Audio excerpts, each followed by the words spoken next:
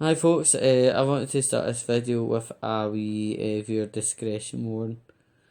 So I will be talking about real life incidents that have actually happened, so I will be referring to real names, and if people can't handle reality, fuck off back to In the Night Garden. What else? Yeah, we mentioned about names and I do have a right to talk about how things happened on my side, and also I won't be taking this video down anytime soon, so it's still going to be staying where it gets uploaded. Anywho, I probably started things on a very, very serious note, but it's been 7 months since I last did stand-up comedy, and I was out in the circuit. To be honest, I left the 10th of April 2019, and I got myself a lot more mentally fit. I was able to deal with more challenging situations in a better way. I was able to get myself in other ways mentally fit, and by the month of July, I had actually started applying for jobs. The actual start of applying for jobs was about June time, but I applied for this one job, and it's not that far from me, and it's back shift, and I got an interview, and before you knew it, I got it. Happy fucking days. So yeah, I've been working away at it since 23rd of July. So I've been there nearly 4 months.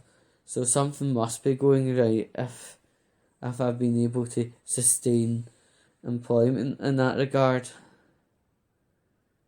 I was on the books with another company, still am, but the area managers went off on longer term leave, and also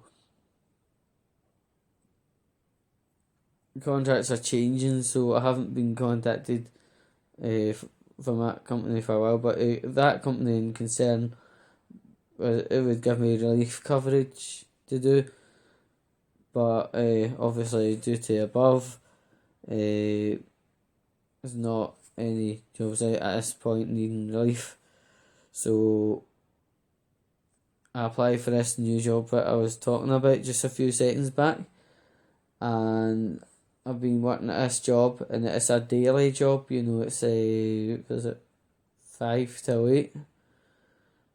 So, good thing is I miss the horrible, like, rush hour traffic here and there. But by the time I finish, it's about 8 or 8:30, and quite often, like, I'm actually too tired to do anything but get home, put my feet up. So, really, my future is bright in the sense that I'm not in amongst a scene that promotes aggressive behaviour, bullying, etc. When I clock off, it is roughly about start time of comedy nights in Glasgow, but I'm just sat tired, I just go straight home, and I'm using my evenings in a more productive manner instead of being in a room listening to hostile language and being subject to hostile language. I'm just straight home after my shift, and during my shift it's a very, very respectful shift. I get on with all the members of staff, I get on with the boss. I'm obviously not a brown noser, but I can get on with the boss, the senior management, and things are okay in that regard. So yeah, now I want to talk about what brought me to leaving stand up in the first place, and quite a popular thing has been bounding round the comedy circuit for the last, I would say, 8 weeks, and I want to call time on that shit. Right? People are in the belief that a relatively newer act who used to verse himself as a visual artist, name himself as a visual artist, people are saying this character was the reason that I left or I was pushed out of comedy. Absolutely not. And I want to call time on this. I can understand why people do understandably say that was the reason I left. It's not. And this is where I'm going to actually stick up for the guy and say, this was not the reason I left. Yes, ... visual artist was horrible, and he himself even admitted how bad he got with me, but tried to justify it. Nothing justifies that crap, number one. And number two, although he was specifically vile towards me for over 4 months in a vendetta kind of style scenario, he had no connection to me leaving. None at all. Now, I'll tell you the reality of what made me leave. Right? It's not the 100% reason why I left comedy, but it's a lot more closer to home what made me think of leaving. Now, I was invited to do 10 minutes of stand-up, a fundraiser gig up in the West End called Basement Bar on the 30th of January 2019. That was fine, the 10 minutes went fine, and I did reasonably good. I came off the stage and joined the front row. Right? I wasn't doing that to be a dick. Right? I had medicine to take at 10 p.m. You hear my wee budgies in the background, and they're lovely. And also to turn off a camera. Unfortunately, what happened was, after I took the medicine and switched the camera off, I was quite visually engaged with the next act on. And if I tried to move during his set, I would get a shouting. So I couldn't exactly move. It was a horrible catch-22 situation, and things had seemingly got worse. Like, he asked the audience a question, and see, when I come off the stage, I'm not Andy Vannan comedian. I'm Andy Vannan, or Andrew, right? When I come off stage, I'm back to Andrew. I'm a normal member of the public. I'm not a comedian or nothing like it. And maybe that's what this TC character didn't understand. But anyway, he asked a question, I answered it, and he savaged me from the stage.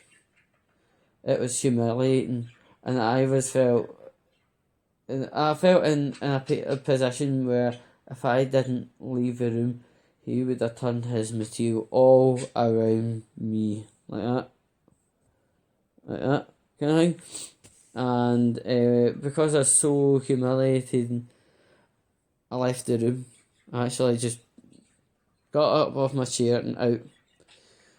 And I was that humiliated, I was disorientated, because if I had my shit together, I would have just grabbed my shit, put my rucksack on, got up the stairs, and phoned for a cab. But because I was so humiliated, I was disorientated, so I just literally took the clothes up on my back. And leaving the venue, I wasn't trying to further dick the guy off.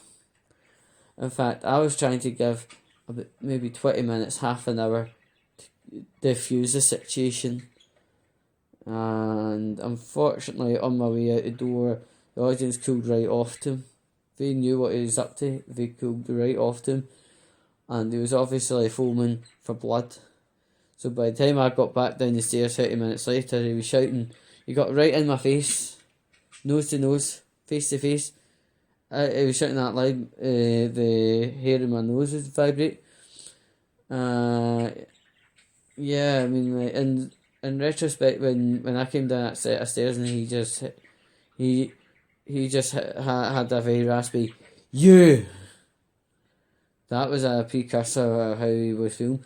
But I'd left the room just to literally just defuse the scenario a bit, but unfortunately it agitated it a bit further. He was shouting, and to get my point across over to this guy, I had to shout over him. And within seconds the bar staff came and actually put me out and barred me. I was told not to come back for a while, and on the way up the stairs I actually got frog marched up a set of stairs and accompanied with a hand at my back. Now,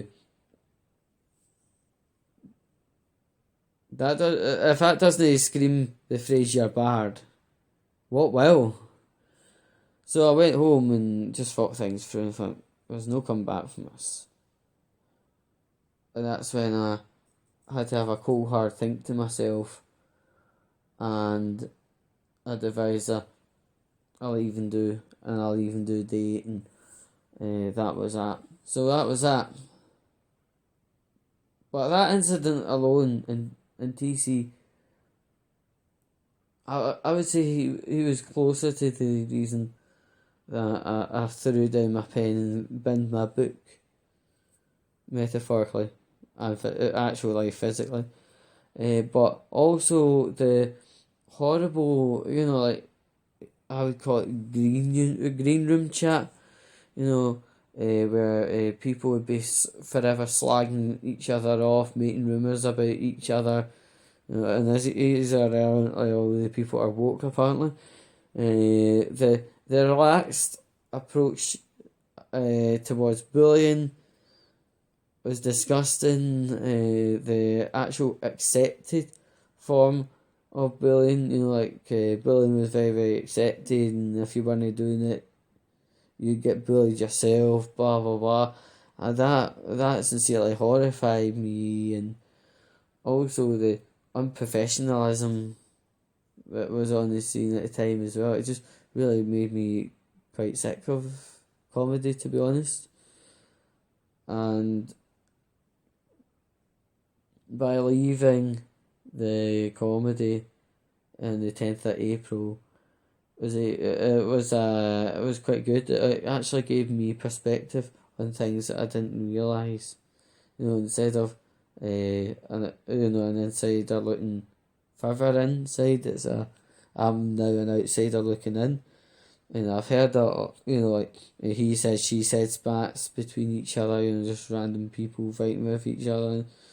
And comedy, compared to where I first started in 2013, comedy when I first started in 2013, it was about entertaining people, having a laugh, networking, being part of something. But now comedy's more about the drama. Oh, he doesn't like he, and she's against him, and this and that, and the next thing, and it's too much theatricality when it comes to it.